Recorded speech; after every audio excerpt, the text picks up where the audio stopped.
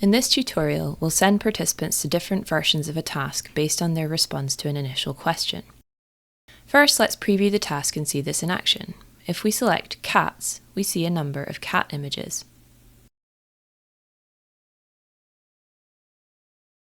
If we preview the task again, but this time select dogs, we instead see a number of dog images. To see how this has been set up, let's first go to the Spreadsheets tab. Here is our initial task spreadsheet containing the trial display, where the cats or dogs question is asked.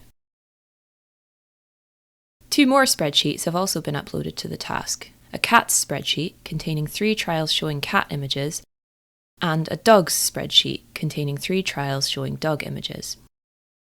To see how Gorilla sends the participant to one of these spreadsheets based on their response, let's look at the trial display.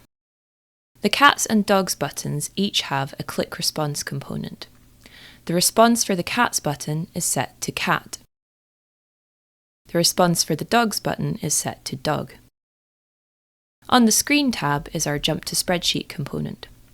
We add destinations to define the criteria for jumping to each spreadsheet. Here, the first destination uses the response value criterion to send participants who submitted the response cat to the spreadsheet cats. The second destination is set up in the same way, but with the response dog and the spreadsheet dogs. That's all you need to send participants to different versions of a task based on their response. Using the different options in the criteria dropdown, you can also do this based on response tag or response accuracy.